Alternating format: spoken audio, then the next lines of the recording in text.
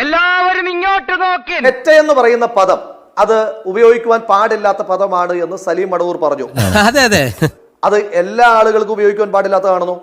ചെറ്റ വർത്തമാനം പറയുന്നവനെ ചെറ്റ എന്ന് തന്നെ വിളിക്കണം. ആരാ പറഞ്ഞത്? കേരളത്തിന്റെ മുഖ്യമന്ത്രി പിണറായി വിജയനല്ലേ? അപ്പൊ അദ്ദേഹത്തിന് വരുന്നവനെയും പോകുന്നവരെയൊക്കെ ചെറ്റ എന്ന് പറയാം. തെരഞ്ഞെടുക്കപ്പെട്ട ആളെ ചെറ്റയെന്ന് വിളിക്കാൻ പാടുണ്ടോ? അതല്ലേ താങ്കളുടെ സംശയം? അങ്ങനെയാണെങ്കിൽ പിണറായി വിജയൻ തെരഞ്ഞെടുക്കപ്പെട്ട കൊല്ലത്തു നിന്നുള്ള പാർലമെന്റ് മെമ്പർ NK പ്രേമചന്ദ്രനെ ചെറ്റ എന്ന് വിളിച്ചിട്ടില്ലേ? പിണറായി വിജയൻ ചെറ്റയെന്ന് വിളിക്കുമ്പോ അതെന്തോ വലിയ ബഹുമതി, നൊബേൽ പുരസ്കാരം പോലെ, ഓസ്കാർ ബഹുമതി പോലെ എന്തോ പുരസ്കാരം. ഇടപെടുകയല്ല. സലീം മടവൂർ കേൾക്കാത്തതും ഓർക്കാത്തതും കൊണ്ടാണ് ഈ നിയമസഭയ്ക്കകത്ത് ഈ കഴിഞ്ഞ ദിവസം ചെറ്റത്തരമെന്ന് നമ്മുടെ മുഖ്യമന്ത്രി പിണറായി വിജയൻ പറഞ്ഞു. എനിക്ക് തോന്നുന്നു ഇത്തരം കാര്യങ്ങളിൽ അദ്ദേഹത്തിന് മാത്രമായൊരു നിഘണ്ടു കേരളത്തിലുണ്ട്, അത് ജനങ്ങൾ അംഗീകരിച്ചു കൊടുക്കണം, അങ്ങനെയാണെന്ന് തോന്നുന്നു.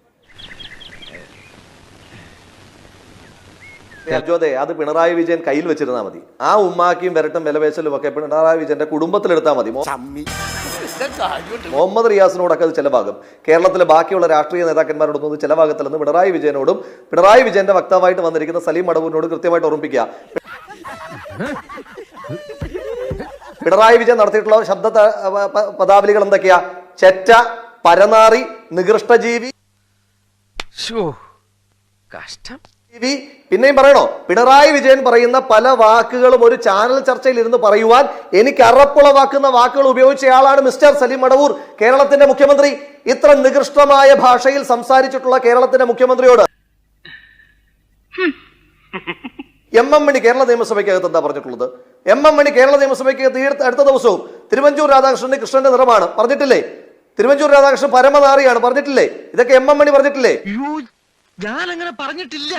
ഒരു കോളേജ് പ്രിൻസിപ്പലിനെ പറ്റി പറഞ്ഞത് കഥ കടച്ചിട്ട് മറ്റേ പണിയാണെന്നാ. സമരം ചെയ്ത ആളെ പറ്റി പറഞ്ഞത് കുറ്റിക്കാട്ടിൽ മറ്റേ പണിയാണെന്നാ. അപ്പൊ അതുകൊണ്ട് CPM-കാരന്റെ, ഇടതുപക്ഷ പ്രവർത്തകരുടെ പൊളിറ്റിക്കൽ കറക്റ്റ്നെസിന്റെ ക്ലാസ്സിൽ തൽക്കാലം ഇരിക്കാൻ ഞങ്ങൾ ആരും ഉദ്ദേശിക്കുന്നില്ല. പിന്നെ നാണക്കെടുത്തി. എല്ലാവർക്കും സന്തോഷമായല്ലോ? എനിക്ക് സന്തോഷമായി. എല്ലാവർക്കും